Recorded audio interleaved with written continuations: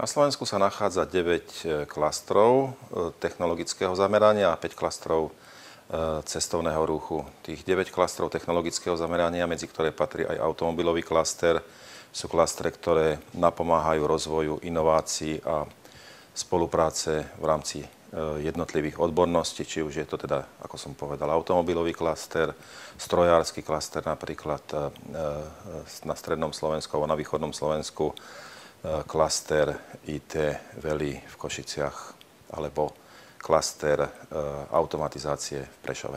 Podľa mňa sieťové prepojenia sú nevyhnutnou podmienkou pre ďalší rozvoj podnikania a podnikateľských aktivít, či už na Slovensku alebo v celej Európe.